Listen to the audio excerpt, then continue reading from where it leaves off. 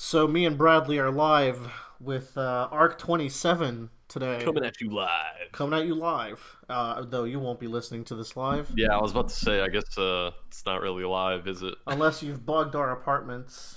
It just feels like a thing to say. We're coming off hot off the heels of Arc 26, which ended with an absolute banger. And I gotta say, man, Arc 27's also really good. This was a very worthy follow up to such a fantastic second half of 26. Yeah, it's like we get to the end of 26 and like we kind of finally learn what the end of the world is going to be. And then 27 is just like kicking the balls after kicking the balls. Yeah, because as soon as we get to 27, like in the first chapter, you already have a scene of Taylor traveling through Brockton Bay. And it's really interesting because you're seeing all these locations that you've read about so many times in the story, and they're just not there anymore. Like there's no city anymore. Yeah, it's just blown up. Scion is just going on a rampage. Um, in this Like Kill chapter, Streak. what's that? Sign on like a couple billion person kill streak. Yeah, I think it might be in this arc where he hits. No, it's not in this arc, but we do get a number in I think 28 that is very alarming. Scion is definitely going for it here. This first chapter has a notable moment that I'd like to talk about, which is when Emma's family sees Taylor. Yeah, and Emma's not with them. Emma is not with them. She died the big hero that she was. Uh, there was something interesting, and it's been a while. So, full disclosure, it has been maybe 2 weeks to 3 weeks since I've read this chapter, this arc, which our schedules have been so hectic that I haven't had a chance to talk about it. But um, something about something about the wording of this encounter made it seem like so Emma died, and I think at some point Taylor wonders, it's like, oh, how come Emma died but none of the other people in the family died? For some reason, and they like blame Taylor for it. For some reason, I get the impression that Emma wasn't with her family, and like in my mind, I got this idea that Emma was in some sort of rehabilitation center because she kind of like mind snapped after Taylor's true identity was revealed. I don't know why I thought of that. I don't know if anyone else got that kind of sense that Emma was separated from the family because of Taylor to begin with, and that's why she died alone. She happened to be at the wrong location at the wrong time, and that's maybe why the family blames Taylor. I don't know. No, I think you're kind of on it because I got a similar kind of vibe where Interesting. um after Emma found out about Taylor, I think she probably might have snapped like, "Oh my God, like this person who's been mutilating all these people in my city probably had really good reason to want to fuck me up." Yeah. Um I think generally the way this is viewed is back whenever like Emma first got like assaulted in her interlude, she had like a period I think of like a few weeks slash months where like she just would not leave her room Mm-hmm. because she was just like so scared of the outside world. The way I see it is like learning about Taylor being Skitter might have like put her back in that mood. Um, where she just like stays cooped up all the time and when it came time to evacuate maybe her family like could not coerce her to go with them That's a really good way to look at that. because like I think that's like, but you're right, like the only way it would make sense that her family's here and Emma's not is like if she was in a different location. I mean, not the only way, but like in a storytelling sense, it's the most likely way given how the information is given to us. Do you think there's any Tyler posted something very funny. Uh, do you think there's any way that Jesus Do Christ? we want to Can we just talk about Yeah, little interlude here. this? Tyler, just in the middle of that sentence, Tyler posted this image in our little Discord chat. Are these official PlayStation awards? I don't know. It's some award show. He posted the results of this award show where the silver trophy for best narrative went to Call of Duty Modern Warfare, and the bronze trophy for best narrative went to Kingdom Hearts 3. And so me and Willard just kind of started laughing. There's a lot of that that's funny. Even Kingdom Hearts 3 getting bronze is pretty funny, but the Call of Duty part kind of slayed me. Anyways, Anyway, do you think there's anything in the text to maybe support that she maybe committed suicide? Possibly? As in she might have been dead before even the Scion attack, and that would very explicitly put the blame on Taylor in that way. yeah, I think that would kind of explain even more, because if it was just that like Emma wouldn't go with her family, um, then it might be less likely that they blame specifically Taylor. Mm-hmm. Um, and you know, everyone, I'm sure everyone who like gets to the point of suicide might have like different reasonings, but I feel like they might be more likely to have a particular reason. And so, you know, that might point her family more towards like, oh, you did this to our daughter. There's also this idea that their tears looked fresh. I think it mentioned them having they had the face of people that were crying recently, so maybe that contrasts that idea and goes more with she died in the attack.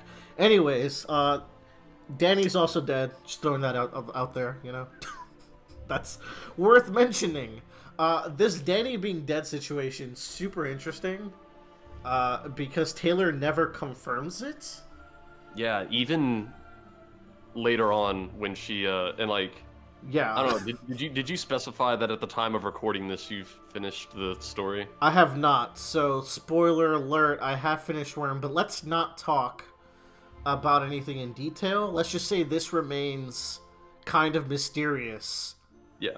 I'm gonna say that Danny's super dead, because even beyond Taylor reaching out to him in some way, I feel there's this point where Tattletale says I'm sorry for something, and why would she say that if she can't intuitively tell that it's exactly what happened? Yeah, because like all of Taylor's super friends are pretty much still around at this point, so you kind of wonder who else would she be saying sorry about. Yep. Well, interesting. Let's table that one. There could be something else. So, what else is going on over here? What else we got popping in this story? They got the cool meeting with Cauldron. I like how Bonesaw is here. Gru is just freaking out at the fact that Bonesaw is here. I can't imagine how he probably feels being in the same room. Taylor has some sympathy for her at some point, and you know, like I do too. But granted, I know Bonesaw's backstory, and Taylor, I think, just kind of empathizes with Psycho sometimes. So he's like, I get you. I get you, girl. Cauldron's true goal was revealed to always be preparing for the fight against Scion. We're gonna talk more about Cauldron in 29, I think. Probably. But yeah, we might as well save it for then. But yeah, Cauldron raises a lot of interesting moral quandaries when it comes to the story of Worm.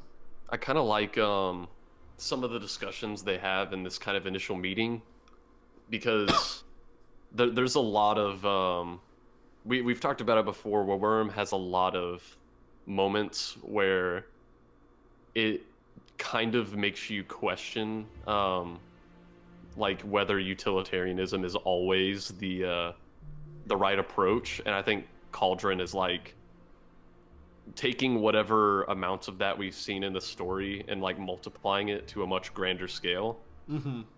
Because like here they're like casually discussing handing over thousands of people to Mordnag. Yeah, and like they're dealing with, she can stop it. Yeah, they're dealing with so many lives right now, and it's harrowing. And at the same time, it's hard to argue with given the circumstances. It's really well set up, I think. And it's like, Taylor has a particularly good exchange with Dr. Mother, and I don't have the exact quotes, but essentially Taylor's like, you're talking about doing a bad thing for a good reason. And she's like, I've gone down that road before. I get it. But she's like, can you honestly say you're not going to have regrets at the end of the day? Because she's like, at this moment, Taylor is able to say there's a lot of things she's done that she regrets. But you have to also realize, especially with Dr. Mother's response, Dr. Mother has been doing the bad things for the right reasons for a lot longer than Taylor. Like first say. Yeah, like Dr. Mother's like, it has been a long time since I've lost sleep over anything that we've done. That is a really good line too. Yeah. It's like, Jesus Christ, the level of jadedness. She's so jaded. Scion is revealed now to not be going on a full rampage and kind of tailoring his attacks to experiment with his rage. So I won't go in the rant right now, but when you have a character that's as overpowered as Scion, you get into these moments where it's like, man, we sure are lucky that they're not just obliterating us. And the explanation for it's given here. It's that Scion is experimenting and he's brooding and he's just kind of trying to reverse all the good that he did. I have no problems with a villain losing because they were fighting at 50% power. Like, I wasn't serious until too late, so I lost because of it. But Scion here is fighting with 2 to 5% power, if at that. Given the fact that he can just destroy continents, there's gonna be some moments where I'm gonna bring this back up as kind of something that irks me about the luckiness that our protagonists are getting here. There's definitely an amount of plot armor that I think... I mean, plot armor is just a fact of life, and I don't think you should really worry about it too much if it is in stories, but I think it is worth mentioning that it's there, at least in my opinion. Yeah, I think we briefly discussed it while you were reading it. Mm-hmm. I'll bring it up again as certain points happen. I'm probably a little bit more okay with it because like his initial attacks were the subcontinent destroying blasts, and then I think they kind of have the reasoning there why he's kind of doing more personal attacks. Mm-hmm. And they utilize the multiple Earths as also a way to slow him down narratively. Yeah. So, yeah, in 27.3, they reveal that 500 million people are dead. And this is happening while Taylor is talking to Sophia, and Sophia doesn't even bat an eye to that. She just keeps being snarky to Taylor, which is... oof. That girl's got some issues. And one thing I really love during their conversation is throughout the story, there's been several moments that we are able to point out where Taylor can specifically look at adversaries of hers, like Lung and Bakuda and Jack, and she can recognize how they've changed her and the personality traits she's emulated from them. And then Shadowstalker's I'm kind of responsible for you. She's like, you got this from me. And Taylor's like, fuck you. She's like, and then she tries to consider well, is she right? Well, let's talk about it, right? I think she's more right than Taylor would like to admit, to be honest. Yeah. Because even though there's no doubt that those 3 or 4 big villains that Taylor fights, the things she picks up from Bakuda and Jack and kind of in a smaller scale, Coil and Mannequin, there's multiple times where she thinks back to how they made her feel and how they changed the way she acts. But when you really get down to it, the void in her heart wouldn't have been so big in the beginning of the story if it wasn't for Sophia and Emma. Also, you told me Madison would come back in relevance. We can talk about it maybe in the last chapter, but you lied to me. unless I missed something huge, which I can't wait. So, yeah, where was I? Yeah, I think Sophia got her to the state to where this was a lonely girl who wanted to make friends with villains because that's the only thing that was filling the void in her life at that time. And I mean, that was the catalyst to all of this mess. So yeah, Sophia, I'd say, has a huge impact on Taylor, despite Yeah, what Taylor says. yeah, she had a huge impact, and I don't think it's the same impact where it's like she learns like Taylor learned a lesson from Sophia that she consciously emulates, like she does with Bakura. Hmm. But she had an impact in that like Taylor would not be who she is, and she would have never even started this journey in the first place if Sophia never came along. It's yeah, you know, you love comparing Taylor to Walter White, and I think this is a super apt time to do it. So let's do it right. Because as you might recall in Breaking Bad, Walter takes a lot of traits from the people that he ends up killing. Yeah, he's like He we need to be like he's specifically like we need to be more like Tuco, you know? Yeah, and then like for example with Crazy Eight, it's in the first 3 episodes. He likes the crust cut out of his sandwiches, and in the future, from that point on, anytime Walt has sandwiches, he also cuts his crusts. Ooh. So he also takes like, little traits like that, right? But so that will relate to Taylor and Bakura and Jack and such. But fundamentally, Taylor and Walter were broken from the beginning from gray matter and from Sophia. So like it's a difference of picking up traits from those people versus being having your worldview shattered from previous events. And I think Sophia is in that part, and Taylor doesn't quite even realize it. I think. Yeah. So thank you, Sophia, for all Thanks, that you did. Sophia.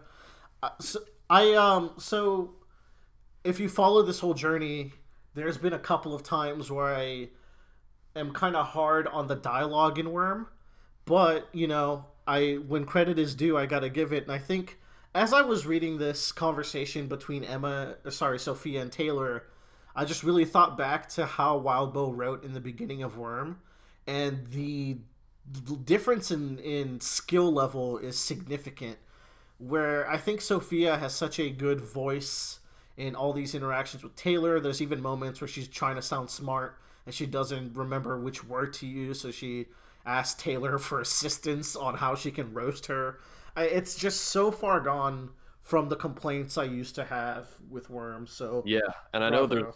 other chapters coming up that you also said like this is just noticeably better than the beginning of the story, It's crazy, man. which yeah, I guess at this point he's written like several novels Worth. worth of chapters. So, And let's be clear, this is not a sudden change. It has gradually yeah. been this way for quite a while. This improvement you could really track down. And I think a cool part of following long running series, such as, say, One Piece and JoJo's and Worm, is you get to track how your artist evolves in his storytelling, in technical levels. And I think that's a really fun kind of idea with tracking just an artist's journey, you know, through their works, which Yeah, kind that of is really yeah. cool. Eh, Because like JoJo's, the type of story you have in parts 1 and 2 is so vastly different from like part 7. yeah. And this is just with Worm within a singular story, you can track that journey because it's just so long, you know. Yeah, And I really like it. Mm, all right, let's talk about a negative. Yeah, let's do a negative after that we're about to positive. put Wildbow on I blast. can't fucking stand the Fairy Queen, Let's hear it. or as I like to call her, Exposition Queen, because I'm not one to be like, oh, this is obvious exposition, which means I'm smarter than the writer, so therefore I feel better about myself. But there are times where it's like, Jesus Christ, everything this character says is cryptic exposition where either I can't understand half of it or the other half is just telling another character something about the the kind of background layer of the story that like us humans can't really comprehend. But Fairy Queen is there to just lay it all out. There's some moments where Tattletale gets like this in the later arcs too. Like even stuff that we've covered that has Tattletale kind of just becoming exposition bot for a little bit. But Fairy Queen is just that the whole time. I'm not even gonna try to say her name, Glastic Uwenwe, but I found Yeah, out how so that's spelled by the way. It's funny. I never knew how to pronounce it until like I looked up like the official specified pronunciation. Uh, and it's supposed to be like Glastic, like Yeah. plastic with a G, Yeah. and then Winye. Glastic Wayne. Um, Master Wayne. so there's probably a lot of symbolism you could draw from Taylor choosing the black outfit as opposed to the Weaver outfit. Yeah. I'm definitely going to touch on this. I think it's part of next arc. But Taylor just, man, she never even gave the Chicago team a chance. Like, she never, ever, ever opened her heart to them. Even with her bonding with Golem, at the end of the day, she was always more comfortable being Skitter. And, like, I'm not going to say she was always Skitter, because her time as Weaver has impacted her. Now it's often times she just calls herself Taylor in this, like, last section of the story. But, yeah she was way more comfortable as And like, Taylor. speaking of her costume choice, the really good Taylor moment I think we do get out of the Fairy Queen talk is that she notices the Queen's like shades that, you know, follow her around because of her power. And she'll see that on these people, who are obviously dead capes that she's claimed in the past, the line between like their costume and their body is kind of blurred, where it's kind of like, is their identity more who the person was, or is it more what their cape identity was? And then Taylor can kind of ponder, if I were to die and she claimed me, what would the shade look like? Would it look like Skitter, or would it look like Weaver, or would it look like Taylor? Or if it was a blend, like, you know, which one is it going to see more of? I think her costume in this arc is the black but with white elements. Yeah. So she took certain elements of Weaver, but at the end of the day, her base is black. And I think that's very indicative of who Taylor is. Like, at her core, she's kind of has villainous tendencies, but she's picked up armor pieces and traits of being heroic. Which is completely opposite of how she thought she would start this journey. But all that to say, I think her final costume would look something like that, maybe. Yeah, and it's just cool, because while she's putting it together, I think when she makes the choice to use the black as a base, she kind of thinks to herself that when she was at her strongest, is also when she was kind of at her most monstrous, back in the day. So she needs some of that power. Man, Gru was right. The more I think about it, and we'll touch on it later too, but back then, do you remember we were talking about Arc 13? I was like, man, like, I'm not the biggest fan of Taylor, and these days I'm squarely on team Taylor sucks, but back then I was like, I'm not the biggest fan of Taylor, but like, Gru's being pretty harsh here. I don't think she's really as manipulative and opportunistic as he says she is, but I don't know, maybe he was onto something. Maybe I was being too kind. Yeah, and that's the talk you're talking about, is where I think after they rescue him from Bonesaw, he's always like, you know, you're the one always making these plans, and we go with them, and sometimes things turn out even worse than they would have been anyway. But you thrive from it because you're so good at thinking on your feet. Yeah. Yeah. And, you know how much Taylor likes going along with her plans. The only plans that matter. So they're doing these waves of attacks on Scion, and I think they're 3 waves in before the F cannon or whatever it's called just destroys Scion and sends him into space. And he just immediately goes to the platform with all the heroes, and he looks pissed. And the chapter ends like that. And this was a huge turning point of this arc, because, boy, shit hits the fan immediately after that. Like, they yeet him into space, and then, like, foolish me is like, oh, that maybe actually kind of did something. And then he just, like, immediately is back there. Not only did it not do much, but it made him just decide to attack the hero group anyways. So he drops a big spirit bomb onto this platform in what might be the most tense chapter in the story. Yeah. Because everyone is rushing to get away. Time is moving so slowly with the narration because there's just so much chaos going on. It was really well executed. Parts of it are like Taylor's looking at people and she's like, oh, they're done. There's no way they can get away in time. She can barely get away in time. She loses an arm and a leg, half of her torso. She becomes a fucking insect person. Yeah, she gets like cut in half and then becomes this insect person. And then I pulled up the table of contents. So I was like, there's 3 more arcs. Right? So in my mind, like they kind of back out a little bit. They being Wide Boy. It's like no, it's temporary. It's temporary. But I was like, oh my god, 3 arcs of Insect Taylor. I don't know if I could get down for that. But it would have been super interesting. So. For some reason, this line where Taylor is falling and all she can think about is when Legend says, if water hits you or you hit water fast enough, it's worse than concrete. And just the thought of that going through her head as she's about to splat into the water just made the situation even more tense. This whole chapter was, like I said, it's maybe the most tense chapter, and I can say now all of Worm.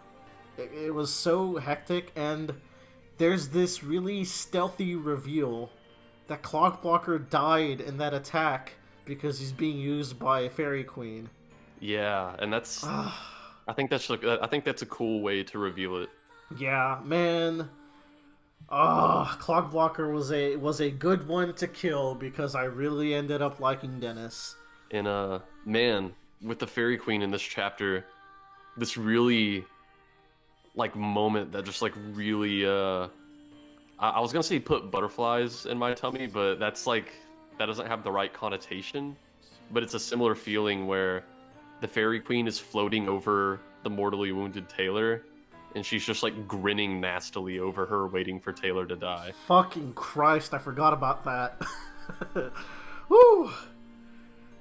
I'll take that for things I want to see in the adaptation with a water filter between them because Taylor's drowning. That's awesome. Oh, and like the water filter gets more pronounced over the course of a few seconds, like she's sinking. Oh man, that's a good one. So, did anyone else notable die here? Because Clockblocker was the only one that really hit me. It was really chaotic too, so I might have missed some people. Well, so no spoilers. But is there anyone else that was named that I didn't realize? I'd have to skim through the chapter. Because I found out. I found out after we talked about 26, because I listened to We Got Worm, that Annex died in the time skip or something like that, or maybe in the 9 fights, and I completely missed that. Tough break. Rip Annex. Not even shit happens, bitch, because Annex was an alright dude. He's alright. Eidolon interlude. Boy. I love this interlude, man. Eidolon is a fascinating character. So, this whole interlude plays out as Eidolon and Fairy Queen are the only 2 combatants left. Pretty much. Everyone else is just kind of reeling from that attack. And it flashes back twice, I believe. Once to the day that Cauldron was outed, and Eidolon has to sit there as they all talk to Doctor, and Legend is furious, and they just... there was this plot point where... I'm not going to remember it in full detail because I didn't write the notes in. But, like, Cauldron says that they could send the Slug, which is the guy from Arc 17, to go wipe memories if they need to. Like, I think they even say we can wipe your family's memories so that they don't know that you're a part of this or something like that. Which was a really cool throwback because one of our commenters pointed out earlier that this Slug Man was a Cauldron cape and also was the one who wanted to eat dreams in Arc 17. Yeah, and that's really cool because it's like a really Like it's just like a really small throwaway that like I had never caught before. Yeah, it's really cool. I'm sure there's plenty of stuff that I haven't caught that you also haven't explained to me. Maybe stuff we both didn't catch because there's just so Yeah. much to learn. So this whole chapter, so it has those flashbacks. The second flashback is a man. I believe he's 27. It was 27 years ago. A man is in a wheelchair and he makes the deal with the devil, where he decides to join Cauldron and get superpowers. And from that day on, all Eidolon has is his pride as the strongest man alive. Yeah. And there's multiple times this chapter where he laments that he is no longer the strongest man alive. Yeah, and I just love that, like the way he talks about it. He kind of explains his position in the world as if it's some kind of sacrifice, where he's like, oh, you know, this is all my life is I have to be the strong one and I'm always saving people. But I think we know the truth is that he fucking loves being the strongest guy in the world a little too much. Yeah, it's interesting, right? So I wonder how I feel about this, because I kind of bought, maybe like it was so well explained as a rationale that I kind of bought into it, where this is a pathetic man who everyone calls him ugly every time they get a chance. Yeah. He is the plainest looking dude. He had no future, as he was crippled. I believe there was a thing with like his family not really being close to him anymore. And he gets his second chance, and this is a man who had nothing, and now he has a superpower.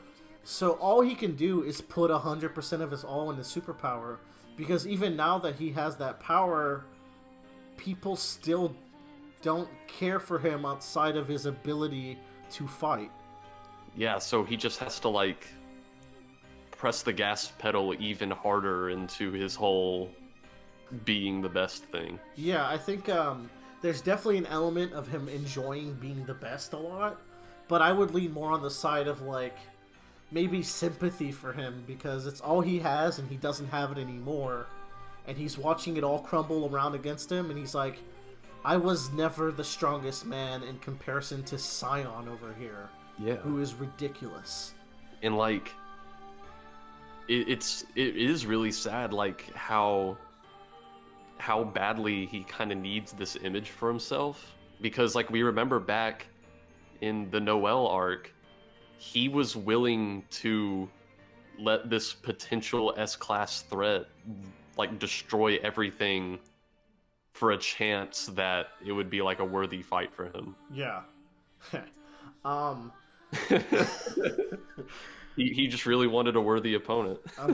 We'll save that bit, but I can kind of sort of like sympathize and relate with him, where like sometimes you feel like your life doesn't have much going for you, but you have this one thing that you could put all your focus in, and it'll make you feel better.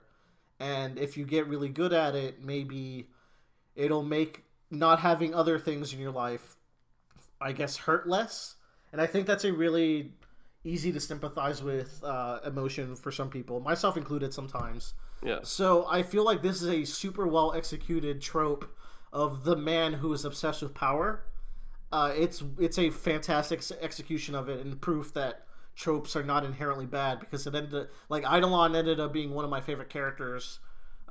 You'll find out at the end of arc 31 who all of our actual favorites are. Yeah, we did all of our top fives for the story. And by 31 I mean Tenorol, but whatever. Yeah, that I think you're right. That like I hadn't quite thought about it to that degree, but that is I think something a lot of people can relate to on some level, where if there's one thing you're really talented at, and in your like say friend group or family, that's like the thing you're known for. Yeah. And then someone else were to come along, if you lose that, or someone else came along and they were just way better at it than you, it's like if that's part of your identity and you lose that, that could probably really hurt your ego. Absolutely.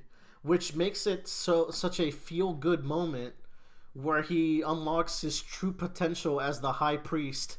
Because thankfully, Exposition Queen is here to confuse me, but make Eidolon realize his full potential of taking lives and obtaining their power, which is super dark Yeah, and is and the opposite of Glastic Wenway's power.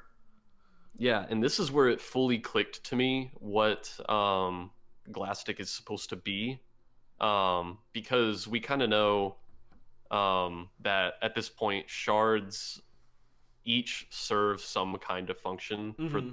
these. Um, Glastic shard is essentially the one that is responsible. Um, and she kind of has some insight Sorry, in. sorry. My internet goofed up there. Could you Oh repeat shit. what you were saying? You're saying Glastic Shard is the one that does what? Yeah, Glastic shard is like the one that's responsible for reclaiming all of the shards at the end of a cycle. Um, Ah, of course. and this is it kind of explains what her power does. And she also has insight to the cycle itself because she regularly talks about how in like 300 or so years there's going to be some sort of, I don't know if she uses the word Ragnarok, but I think that's apt. Yeah, And that's the vibe. I think in arc 26, like that was around the timetable that Scion estimated. Mm-hmm. And so she can like reclaim and use the shards of dead capes. And I think the idea here was that Eidolon can do something similar.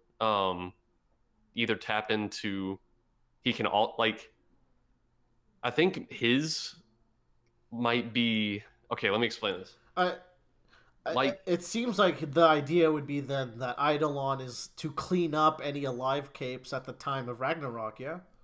yeah, I thought like there were like two entities, so maybe it's like the same kind of shard, but one is from like, I think Glastix might be from Scions because I think she was natural, Mm-hmm. and Eidolon might be from the other one because he was a Cauldron Cape. That would make sense. Ah, so you're saying we have the same type of stand. Uh, Eidolon kicks Sion's ass here, man. He Yeah, is didn't he putting the like pressure on. didn't I just vaguely remember this image in my head where he like instantiates a big metal ball inside Scion's head, which like inflates it. And Yeah, he tries to do that a couple of times even, but Sion starts dodging. yeah, It's it's impressive at like because Sion doesn't feel like he's holding back as much here. It seems like he's getting kind of serious, and Eidolon is keeping up, dude. He's using this really cool um, combination of powers. In fact, correct me if I'm wrong. He can go above 3 now, right? I don't quite remember, but he might be able to. Possibly. Anyways, he's kicking ass. It was so feel good after he's reclaiming his place as the strongest man alive. But then, and I really want to see this either animated or live action because this visual of them of Scion being chased through galaxies and universes and dimensions or whatever by Eidolon is really cool, and Eidolon's just whooping him as much as a human could. But at the end Yeah, of the day, it's not enough. yeah. Scion's like, time to use 2% of my full power. And he says, and I really want comments and Bradley discussions over these lines. You needed worthy opponents, which Yeah, is a badass line. I don't know why, but it has such a gravitas to it. And so if I'm understanding this right, this line broke him so much that Eidolon just stopped fighting, and then this line broke Eidolon so much that he essentially allowed Scion to end him. fuck me, man. So I remember you saying this was tapping into a Contessa style ability. Yeah, after Scion said these words, Eidolon pretty soon, like, After Scion said these words, Eidolon is like he must have Contessa's ability. Right, I didn't get why he came to that conclusion. I imagine that Contessa's ability can be used to find like the right thing to say to someone to convince them of a certain line of thinking, or change their mind about something, or if they're vulnerable, probably find the exact thing to say that they really don't want to hear. Eidolon's been working with Contessa for years. Yeah, over a decade at least, maybe more, and he's probably seen her do something similar to people. So I can give my interpretation on what Scion's longest line means. Is this going to tap into 28 spoilers? Because not very much. People were able to figure out what I'm pretty sure it means when the chapter itself came out. Because like when this chapter first came out, and you can even look at the comments for it, people were like, okay, we got to figure out what the fuck is going on here. Right. As you do. So I guess like I might reference something at the beginning of Arc 28. Or I can not if you don't want me to. I mean, spoiler alert for Arc 28 if you're following along. There you go. Yeah. I didn't understand what this line might have been until in the beginning of Arc 28, Tattletale speculates that perhaps Eidolon was responsible for the creation of the Endbringers. Right. The way I see this similar to... this puts me in the mind of Kevin Norton, but kind of on a much bigger scale, where Kevin Norton had this kind of aching fear in the back of his mind over the years where maybe millions more people could be alive had he said like one different thing to Scion. Right. And he was scared for a long time to meet with Scion again and give him the order to kill the Endbringers, because he's like, I don't know what I'd be able to do with myself if this suspicion was correct and all these people could have lived. Mm-hmm.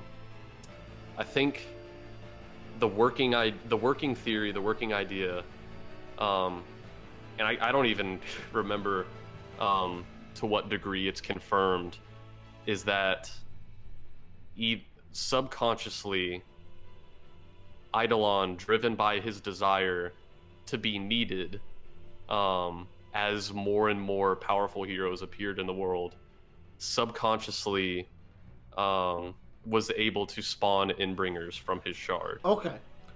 What? So I get that. As I was reading, I was like, okay, that's what happened, but I don't understand how. And in a story as focused on explaining things as Worm, not understanding that threw me for a loop. So you got something for me, Peter Parker? Yeah, there's something in the Arc 29 interlude that I think makes this more viable.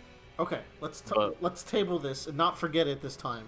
Yeah, I just think without explaining that next piece that we'll get to later, I think the way this is similar to Kevin Norton is like, the reason this line might have killed him is that if he suspected all along that maybe he was subconsciously responsible for the Endbringers, getting this confirmation that like tens of millions of people over the year died because of him is probably just killer. Fuck me, man. That's like, so there's this idea that he might have known in the back of his mind. That's some heavy shit. And Scion comes out and he says, "You needed worthy." Oh, that's even better. That's horrible. So that's my running theory on it. I don't know. I haven't really looked to see if Wildbow ever clarified exactly what this meant, but people in the comments and of YouTube and Reddits and emails all around, please let us know. Have you ever listened to the audiobook of this section, by the way? No. It's very interesting because... What was that chapter like? So, I don't know how it's like in the like web serial version, but in the audiobook it says Scion says 4 words. Those 4 words, he must have Contessa's power, and then Eidolon stood still as Scion charged the lethal blast.